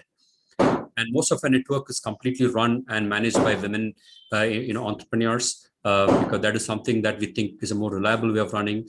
Compared to men folks, we find the women folk more reliable in running this network. So we train them and they typically run our entire network. So in this picture, you actually see women operators running our IoT systems and sort of enabling this village level digitization without having dependency on men folk, which is typically the case in the other segments. We also run our own chilling centers, highly monitored, ensure that these centers are not tampered with and the quality is not compromised. We provide digital services, as I mentioned. We provide Aadhaar-enabled banking services at these collection centers. We provide artificial insemination services to ensure that the animals' breeding is optimized. Various kind of treatment services, insurance services, gets provided. And the idea is that at the end of the day, consumers get better milk, better tasty nutrition, better pure milk by using all the technologies that we have described so far. And at the end of the day, as an FMCG company, we just you just need to scan the QR code at the back of the dairy product, and then would actually get complete visibility into which supply chain, which animal group this milk come from, and is it actually antibiotic free, or is it and does it actually worth the premium that it's commanding, right? So that's sort of the end goal of setting up this high end-to-end digital network. So this is where we started, right? As I said, our focus is a smallholder farmer, right? And you remember when I started the conversation, this is how a typical profile looks like. Just 35 rupees per day or $0.50 per day is what the farmer gets. No access to formal lending system, no access to farm services, very small holder farmer. And with all the interventions that I've mentioned so far, right, this can be translated to something of a significantly different orbit. We have seen that we can actually move a farmer from a $0.50 per day orbit to a $66 per day orbit. So it's a 120 times increase in income levels by all the interventions that we're doing. Can improve the productivity and farm throughput by 8 liters per day to 250 liters per day, which obviously includes adding more cows to the same farm. Cannot be managed with the same number of animals, but need to provide more number of cows, for which fintech part of the cattle credit part becomes very critical. Cattle nutrition part becomes very critical. And then consumers are now willing to pay $1 more, twice the amount for the same amount of milk, because it's much better quality, it's much more fresh, free of antibiotics, low in bacterial load, free of aflatoxin, because you're actually controlling the quality right from the animal nutrition. So this is the transformation that we can do for a smallholder farmer from using all the tech intervention, right? From a farmer who's at this level, right? We could actually move this farmer to something like this, over a period of time. So with this, I'd like to demonstrate on the ground video. I would request the organizers to play the 6-7 video that sort of stitches together all that I've said so far. And after that, we can just wrap up and move into a Q&A if that's okay with Sharma, if that's okay with you, Dr. Sharma. I find it to be okay. We have got another 15-20 minutes with us. So if you feel it to be okay, so that we can, remaining time, we can have it for the video. There are 2 questions which are there. If you can take up those questions before we take the video. Sure, Dr. Sharma. Yes. So one is from Dr. Sabin Fatima, who wanted to know that from the MoveOpt, first have a lot of data collection, like the collection centers, and also she feels that the software which you have got requires a good amount of data to be fed in for that to be useful. So no, so as I said, no data collection is 100% automated, but what we have tried to do is we have tried to automate a significant percentage of data. For example, on the farm side, the Fitbit data is completely automated, but the data that is fed into the app needs to be fed in by the farm intervention personnel. Similarly, at the collection center, the data about the milk quality is automatically captured. It's not manually fed in. So right now, what we feel is in any supply chain, possibly you can't automate 100% of the data capture, But what we have done is we have sort of, I think, automated about 70% of the data is automatically captured, 30% needs to be entered. And at the collection center, which is typically the case, 100% of the data capture is automated. At the chilling center, 100% of the data is automated capture. It's only on the farm side where maybe about 30% to 40% is automated through the Fitbit. Remaining 70% is sort of captured through the personnel on the ground, which we think is pretty straightforward, because if you vaccinate an animal, you potentially can't automate that data capture. Someone has to enter that the animal has been vaccinated, right? If you're inseminating the animal, you need to potentially capture that data through your smartphone app manually. You cannot potentially automate that data. So 100% of the data at the collection center, 100% of the data at the chilling center is automated. It's only at the farm where a significant percentage of the data is manually entered to the smartphone, which is the most practical thing to do, and globally that's an accepted practice. So, Mr. Ranjit, Dr. Fatima also wanted to know that why sometimes the milk smells like the fodder. So controlling the milk quality, fodder feed nutrition is very important, because, for example, if you feed animal a significant amount of fodder that is laden with garlic, you're potentially going to get milk that is smelling like garlic, right? So the idea is to ensure that your input feed fodder control is pretty high using farm management services, so that your milk output is a premium and is the way you want it, right? So it's something that you can control through effective farm management services and nutrition management. So if you control the nutrition appropriately, you will not have any kind of fragrance to it. Then one question which has come is from Varuna, who wanted to know that are disease and nutrient deficiencies captured through IoT devices? Yeah, so as I said, using our IoT device, we could get to know that the animal has a particular kind of a disease, but you may not be able to capture what specific disease it's suffering from. We also, as I mentioned, get to capture scenarios such as the animals do have a nutritional deficiency because of its ruminational pattern. For example, as I mentioned, animals typically ruminate when they sit, not when they stand. So using a Fitbit, we get to capture the sitting standing ratio. So if you know that an animal is sitting more than is standing, or standing more than is sitting, it's typically indicative of some nutritional deficiency. So we at least get to detect that there's some deficiency, and then an alert goes out to the respective personnel, and then that personnel need to intervene and figure out what exactly needs to be done, right? So to that extent, it is automated, and it's a critical part of our supply chain management. Thank you very much, sir, because there was one more question from Farzana Sayyed Abbasi, but I think that has been answered. The question was relating to market linkages, and I think in the later part of your talk, you have covered that. So Yep. I think these are the questions which we have got as of now. And I think we can go ahead with the videos for 10 minutes and then close up the session. Sure, sir. Sure. Yeah. So Rudra, team, will you put up the video? Just ensure that we don't have AV issues. Sir. Yes, sir. Just give me 10 seconds, sir. The video will be Sure. on. Sure. And Mudra, I will take 1 minute to close up after the video session. Sure, sir.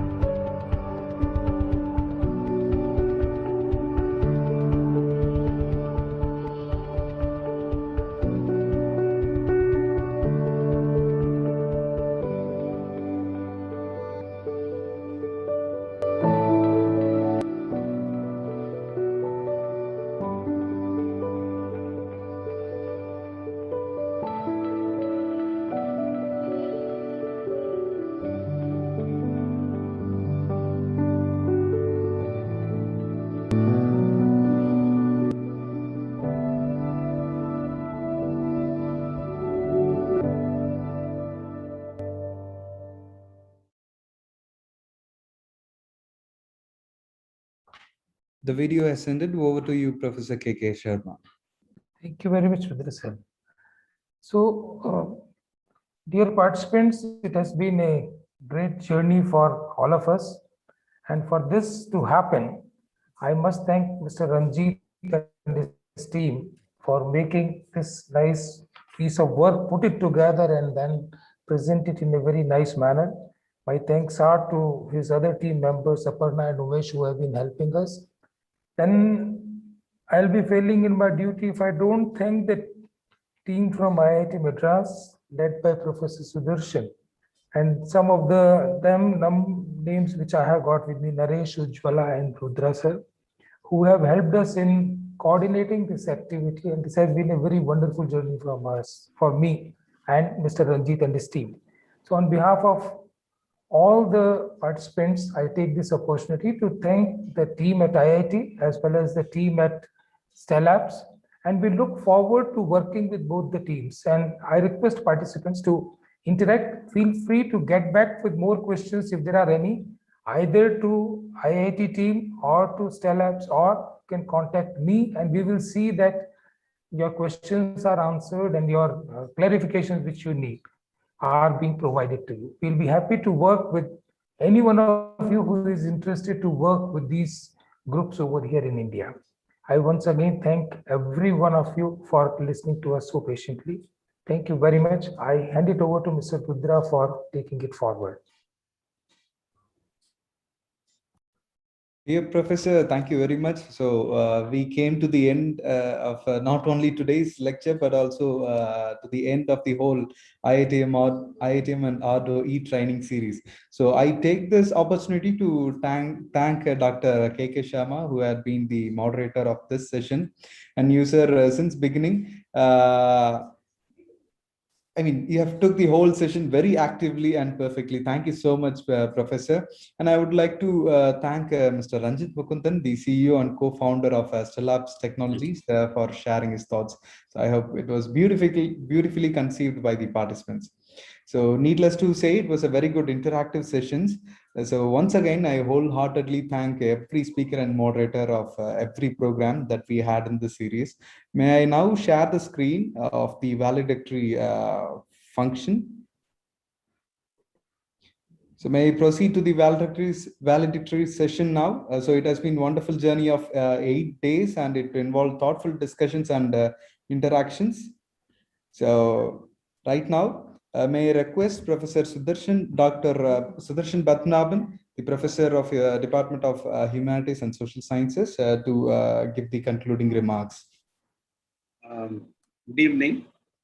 It's a great privilege to be part of this particular program, AARDO and IIT Madras e-training program, and on rural development and agriculture, technological impact of technology on rural development and agriculture. And it's also kind of nicely fits into the Gandhian theme. Most of the speakers and moderators have beautifully highlighted the importance of the small. Small is beautiful. The great E.F. Schumacher talked about small is beautiful, and he captured the Gandhian essence of celebrating the smallness and also small aspects of life and business and technology and society and the grassroots development model. I thank the AARDO team, His Excellency Secretary General of AARDO, Dr. Navdev Singh, for great leadership and vision in arranging, planning these kinds of events. I also thank Dr. Dayal, Dr. Anwar, and especially Kamalji for meticulous planning of this event. Before I actually hand over the microphone to Dr. Abhijit Deshpande, who has been one of the brains behind the program, as a professor of chemical engineering, very interested in rural development, and also the faculty lead of Rural Technology Action Group at IIT Madras. And in addition, I would like to thank the participants. In spite of all the technological glitches, they have been very, very consistent. Almost 85 people have been attending these sessions in spite of internet issues and other things. So I also thank the participants, and we will continue to work with you, as Dr. Sharma and Mr. Ranjit Mukundan also mentioned. So today I'd like to say a few words about Dr. Sharma as moderation, as well as Mr. Ranjit Mukundan's presentation. It's a beautiful presentation and importance. I just showed a video of what happened in Anand with the leadership of Varghese Kurian, and how the social support, technological support, and also the financial and management acumen created one of the biggest cooperatives in the world's history, which is Anand Amul in Gujarat.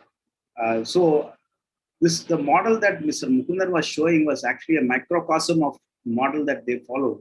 So it's really a beautiful encapsulation of bigness as well as smallness, the contrast that it shows, and both can be done well, both can be done effectively for the betterment of the people is what the message that we can derive from this. I would also like to thank all the panelists and speakers, because it's a kind of very program that was arranged in a very short time. And so their cooperation and support has been tremendous. So all the 7 days, and we have almost more than 30 speakers, so they have been extremely cooperative. And we would like to take this forward, and we are discussing with AARDO and also the scientific advisor to the Prime Minister's office.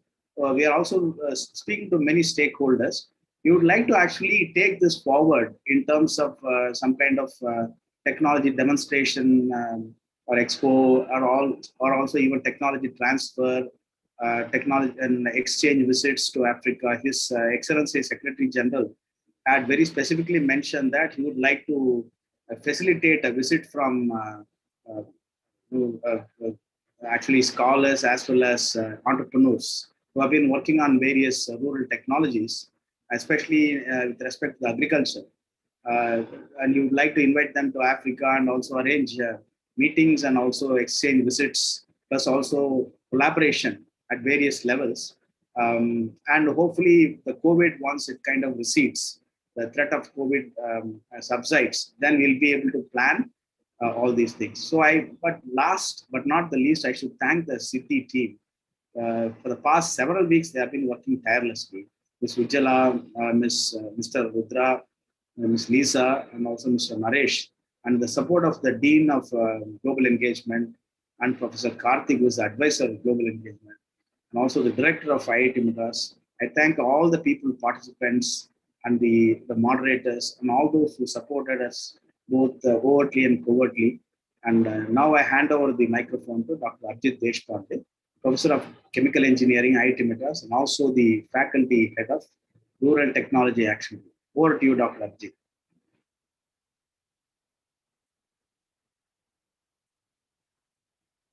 Dr. Dayal, if Dr. Abhijit is caught up in a meeting, I think. So can you take over and please say a few words? Thank you, Professor Sudarshan.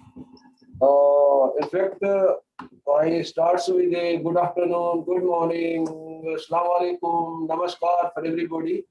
All my participants and with part of the African Nation, they are located also. And we are glad and delighted to inform you the overwhelming response this training program has received from the member countries also. And AARDO has successfully implemented in collaboration with the Indian Institute of Technology in Madras. This could become possible, but because of the extensive involvement of all the stakeholders. First of all, AARDO expresses its sincere thanks to IIT Madras and its the Honorable Director, Professor Bhaskar Ramamurthy, learned professors, notably Professor Sudarshan and Professor Abhijit Deshpande, and other officers for having meticulously planned and designed and successfully implementing this program under the Global Engagement Division also. The innovation contributions made by different professors of IITM and other resource persons with extensive knowledge and experience has not only enhanced knowledge of the participants, but also, I think, tempted the participants to explore ways and means to transfer dual technologies in their respective countries. Further, the presentations by the resource persons were so lively and relevant in the contemporary context that I even have personally attended almost all the sessions to enrich my own knowledge also. AARDO thanks all the distinguished participants who have shown great interest in attending the programs, which could be reflected in the form of interesting questions, informations, comments, etc. raised by them during the different days also. In fact, interaction among the participants through the informally created WhatsApp group helped them in networking to share information, exchange contacts, get instant support from the organizers, paving the successful way of conduct of this program also. Now, I request all my dear participants to kindly make a follow-up with the respective governments in exploring the ways to transfer technologies for impacting rural livelihoods also. In case if you require any assistance, any information, my dear participants, please do contact us at the AARDO Secretariat or the Indian Institute of Technology, Madras. AARDO also wishes to convey sincere thanks to the AARDO member countries in sparing the services of their senior officers to attend this training. Thanks are also due to the international organizations, AARDO Centers of Excellence, non-government organizations, etc., who have nominated their officers to benefit from the program also. I also, sir, take this opportunity to thank my team members in the AARDO Secretariat who worked extensively under the chairmanship of His Excellency Dr. Manoj Dev Singh, the Secretary of AARDO, to ensure smooth conduct of the program. My sincere thanks to my colleague, Mr. A.W. Anwar, Head PPV Divisions, and Mr. Kamal Damija, our Technical Officer in the IC Division, who provided a great deal of logistic supports at every step of implementations in close coordination with Madam Ojula of IIT Madras also. And of course, all my AARDO colleagues who attended these programs and enhanced their knowledge in spite of their official works to commitment deserves my sincere appreciation also. And I wish to further say that AARDO is in fact in the process of giving a draft shape to the memorandum of understanding which AARDO envisages to sign with the IIT Madras also. And we will be very shortly forwarding you, Professor Sudarshan, the MOU draft for your kind consideration also. Let's hope that this becomes signed very soon also. AARDO also at this forum, I would like to explore this possibility of a triangular cooperations. What we call it's AARDO as one, IIT Madras second, and also we can select institutes in our member countries to create a kind of a triangular networks for transfer of technologies also. This is one of the suggestions we suggested for the possibility of a future cooperation also. In fact, we also have an opportunity for a virtual meeting with Madam Kirtaki Bapat, which Professor Sudarshan has also mentioned. She is a scientist at F level with Office of the Principal Scientific Advisor, Government of India. And we envisage to collaborate among others in implementing these root tech platforms which the Government of India has created in our member countries also. And of course, also AARDO is also working in one more programs in collaborations with the Indian Institute of Technologies to expose for e-exposure visits of the participants from the member countries to give them a kind of a technology which has been developed by this institution also. So with this, once again, on behalf of AARDO and on my own personal behalf also, I thank everybody for this wonderful conclusion of these programs and wish everybody the best from our side. Thank you. Thank you, Doctor. It was a very elaborate concluding remarks. Thank you. May I request Professor Abhijit to give the concluding remarks from the IITM side? Yeah, I would just like to join others in thanking all the organizers as well as the resource people and the participants for making this event very interactive and also making us realize that there are several avenues for collaboration later on. So I hope that all these avenues we will explore in the times to come. And on behalf of Rural Technology Action Group, on behalf of IIT Madras, let me again reiterate our resolve to be of sort of continuous engagement with AARDO and its members, so that we can provide and be involved in a process where technological solutions reach the target audience. So with these, I think again, let's hope that we are able to traverse all the avenues that have opened during our discussions in the last few days. So thank you all, and all the best. Thank you very much, Professor. May I now open the platform to the our participants. Please feel free to share if you have any testimonials to share.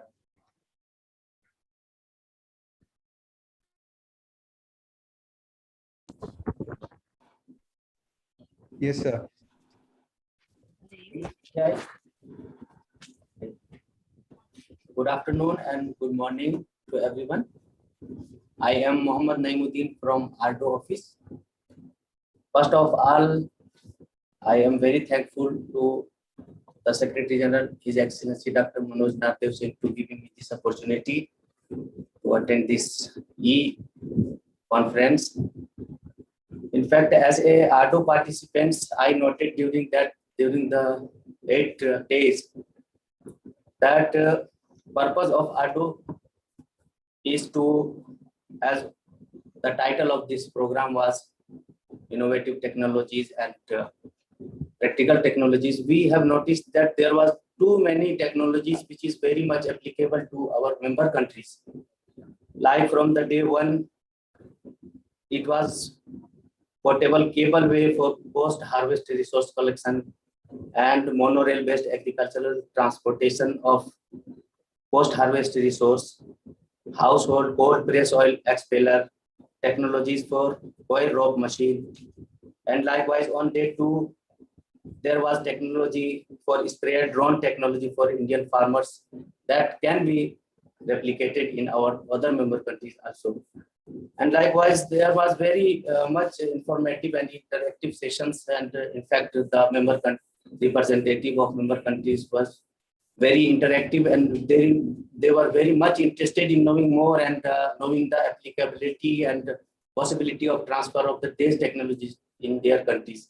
So I hope that after concluding this webinar, they will continue to be in touch with AARDO and member and the IIT Madras to further explore the possibility of transfer these technologies, which are very, environment friendly, and they are very not cost effective also, sustainable and environment friendly and cost effective. So AARDO would be very happy to work as catalyst to transfer these technologies to our member countries. And with these things, I thank you again, IIT Madras and AARDO, and especially the member countries for nominating their high level and medium level officers and implementers of rural development projects. Thank you very much. Thank you, sir. May I now open the floor to the participants. If anyone would like to give the testimonials for the series of 8-day webinars.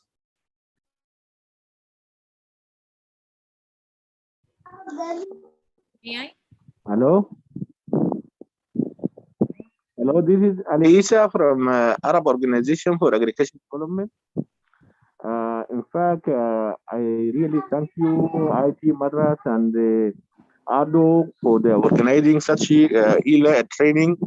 And this is wonderful. I think the material was very informative, more practical, and the lesson can be shared, that has been shared with the participants from our countries, is really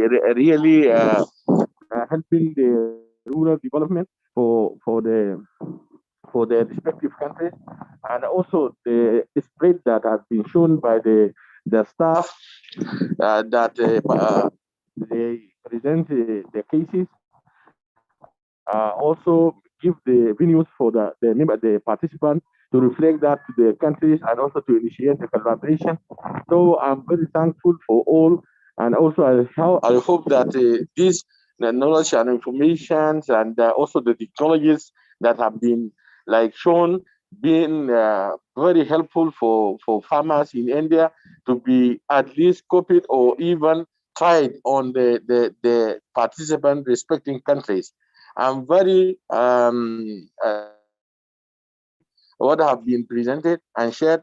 And I hope that the issue of the internet and those issues need not to to hinder us from the continue doing this. This is need some like improvement. Also the availing of the material through the YouTube and also help us to have the lectures online even the time of lecture has already over. So thank you very much for all these things, and we will continue collaborating with IT Madras and also our main partner, the ARDO, in the development of, especially in this Arab region. Thank you very much. Thank you, sir. Thank you. Thank you for your appreciation. And then it clearly shows that even though many people have suffered with the internet connections, you are very eager to participate in this session. Thank you very much. Can I have any other people to for the testimonials? Hello, my name is Priyadarshini, and I represent a not-for-profit organization called Sri Sai Healing Trust from Chennai. We are working on rural welfare and development, and we have adopted 6 villages across 3 states in India. So these 8 days of technology, affordable technology for rural development has really been an eye-opener for us. And some of the topics like the solar powered dryer, the microspinning, solar powered microspinning. Ma'am, you're muted. Ma'am, you're muted. I'm sorry. Hi, my name is Priyadarshini, and I represent a not-for-profit organization called Sri Sai Healing Trust from Chennai. We work on rural development, and we have adopted about 6 villages in India. The 8 days of program that I have attended, it has been a great eye-opener, and it has given us a lot of ideas on what can be adopted to improve the villages that we have adopted. A special mention of the solar dryers, the microspinning technology, and also the water audit and water management. These have been extremely informative, and we hope to be able to adopt some of these things at our villages. And I also hope that we could collaborate with the industry as well as IIT Madras to look for solutions in the areas that we are working on. Thank you very much, and we hope that all the participants, we will be able to interact, continue to interact and share our thoughts. Thank you very much for the opportunity. Thank you, ma'am. Thank you, Ms. Priyadarshini. Very happy that not only we got the participants from abroad, and we also got the participant in and around Chennai. Thank you. May I now request if there is any other participant to give the testimonials?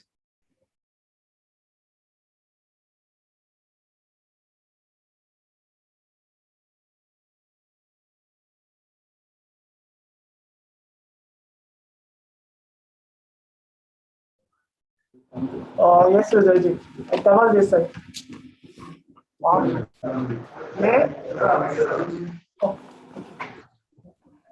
Yeah. Good morning, everyone. Yeah, I would just like to make some mentions quick, or like do my appreciation on the length lecture that I have received ever since the program started. And like I'm Ambassador Ibrahim Alpha Mwegwa from Sierra Leone, West Africa, and I'm working with Helping Hand International, happens to be the executive coordinator for West Africa as well. I would say first I will talk on the fulfillment of what this particular training has got me, like how did the training fulfill my expectation? Of course, in Africa here, we have been facing a lot of challenges when it comes to agricultural productivities, more especially in the areas that we have been discussing all throughout this training, I will not just go over it because of time, but all the sessions that we have gone through from the first day onto this last day today about this internet system. So I would say it's like really been an eye-opener to us here in Africa, and we are looking forward to us receiving you guys to help us greatly when it comes to all of these things that we have discussed throughout this past day. And I would like to say special thanks to the AARDO team, and that's of the IITM Madras for organizing short program. And we are looking forward to work with you guys, and I believe Africa is open and we have a lot of vital grounds, and just that we lack a lot of things when it comes to these technical agricultural productions. We are only focusing on this land production, maybe rice of high advanced or technical production here in Sierra Leone or that's of other Africa countries that I know. So I believe the team taking the lead to come to Africa to stand as a great chance, and I believe you will not regret coming to Africa and to work with the African team as well. As I said earlier, we are open, we're ready to work with you. And the program has relevance that I've done for me, especially in my area, because I have an agricultural farm which I will be solely engaging on, which is an Indra acre.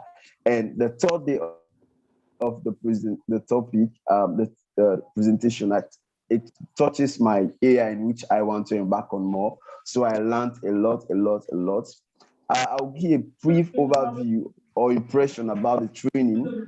The training was well organized from the first day until today. All of the speakers and presenters are highly inclined of their topic, and they really know what they are doing. And it was touching to me, and I learned a lot. Even that I didn't learn throughout my college for 4 years of study. I learned it in 8 days or 7 days of this training. It's really great. And I would say kudos to the presenters and to guys. I really appreciate all of you, and we learned a lot. One thing I would suggest to the team to improve on more, I don't know, maybe the network was, or the network was really disturbing. I don't know if it's the network, but so many people were, and that of even for the audience, the lectures were very impressive, and someone will not afford to miss them. I appreciate you so much. Thank you so much. Thank you, sir. Thank you for your appreciation and suggestions. Thank you. One last testimonial. Sir, from AARDO, if you have any. Yes, sir. Hi, Rudraji. Thank you for giving me the floor. Kamal Dhavija from AARDO. After listening to this overwhelming feedback from the participant, I think that IIT Madras and AARDO came together right time on that and press the right pulse there, because this program was very much prerequisite for the rural development, showing the importance of innovative and affordable technology. I do believe the participants will definitely going to play a very important role to aggregating the demand of these selected technology in their respective countries. I again thank you to IIT team, and that they have given me I don't know that Ujjwala was the only contact person there, but I do believe there are a number of persons will be there, their number of members will be there who are on the back end team, but they have on the single message they respond in I think before time, on time. I don't know that at what time I am contacting them, but they are always responding to my message. Thank you very much for all your support and cooperation. Thank you very much. Thank you, sir. Thank you so much. And one last testimonial from the participant side.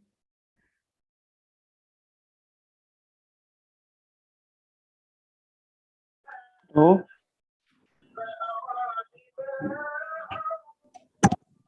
Hello. Hello. Hello. Yes.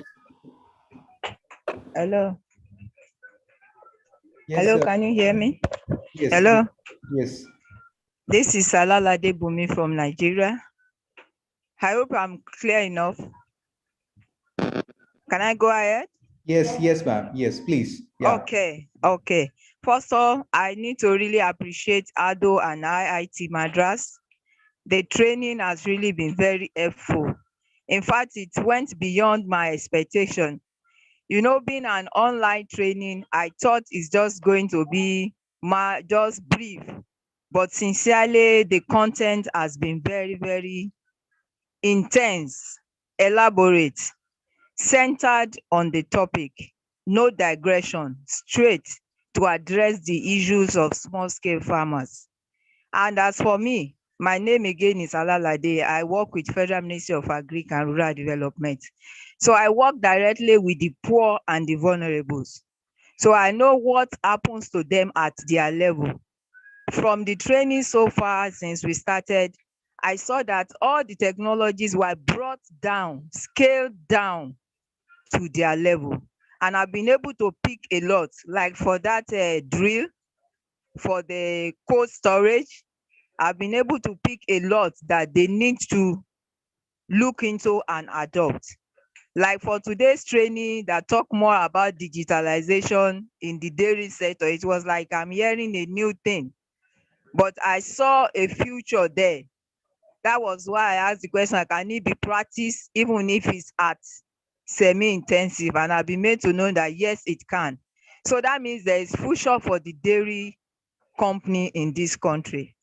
So on the way forward, I will encourage AARDO, IIT Madras with the other institute that you have been working with to please continue. I've benefited from this program, at least I'm an alumni, and I knew what it entails. So I would really encourage AARDO not to relent, especially with African countries. We really need this knowledge, and we need more and more of it, though we have, but we need to upscale it to what is acceptable worldwide. I can't remember all the speakers' names, but all of them are professors, our doctors, our sir, and our mas, and our women that are there.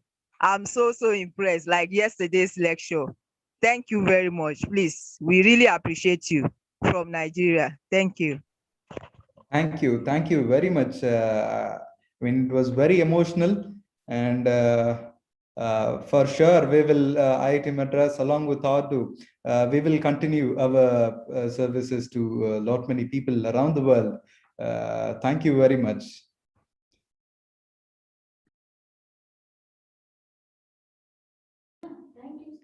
So,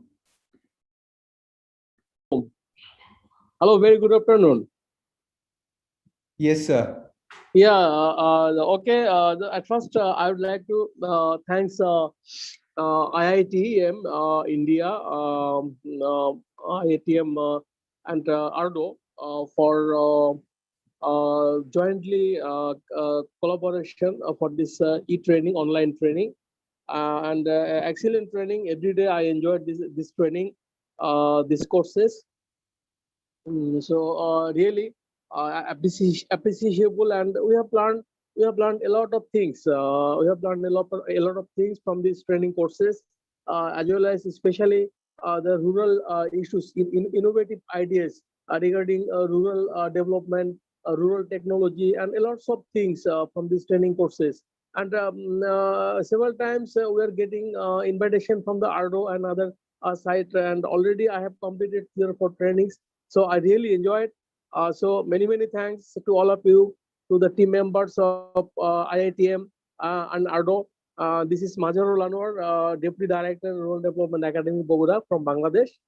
So finally, I would like to gratitude all of you for your hard working and continue this training program. So thank you very much. This is all about myself. So much. Thank you, sir. Thank you, sir. Thank you. So I think we have come to an end. Yes, sir. Just once more. In fact, very much, my dear friend. Also, I just want to inform once again to all our colleagues that AARDO is doing a lot of work for its member countries also, particularly the Human Resource Development Program. all the programs which we organize from time to time, so we invite all our member countries with the objective to create a platform so that they will come together, share their experiences, the success stories, and learn from each other also. So with this, once again, my dear fellow participants of other member countries, I request you, whenever you get an invitation from AARDO, please do apply for the program so that more and more capacity buildings is created in our member countries, particularly in the African continent also, where there is a huge demand for intervention in terms of development, technology, and to other areas. Thank you. Thank you, sir. So we have come to an end. I can see a lot of appreciation in the messages and even on WhatsApp also. Thank you very much.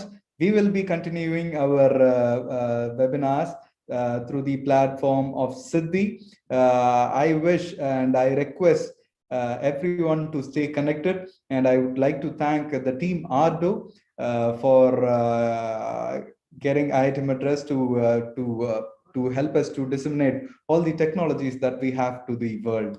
Thank you very much. Please stay connected in our social media for further updates and for further programs. Thank you. Thank you very much, all of you.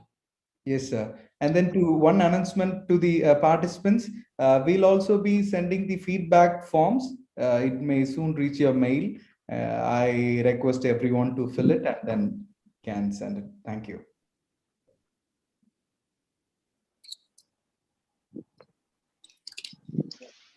Thank you. Thank you. Bye. Thank you, everybody. Bye. Thank you very much. Thank you very much. Bye. Thank you. Everyone. Thank you, Team AARDO and Team Siddhi, IIT Madras. Thank you. Thank you all. Bye bye. Bye bye. Bye bye. Website, know more about AARDO. Bye bye. So good wishes. Bye Bye, Team AARDO. Thank you, everyone. Team. Bye. Thank you. Bye-bye. Thank you. Thank you. Bye. And be safe. Thank you. Thank you. Thank you. Thank you. I'm grateful. Appreciate you. Thank you. Appreciate and be safe. Thank you. Thank you. Yeah. Thank you. We learned a lot. Thank you so much. We are hoping. Mr. Rudra. Thank you. Appreciate you. I'm grateful as well. Thank you so much. Thank you so much. Thank you so much.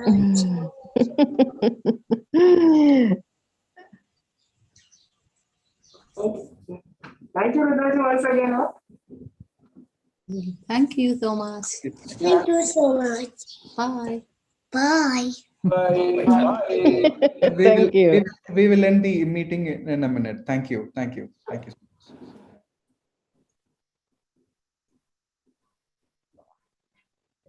A final thank you and Nandri. Bye. Bye. Bye.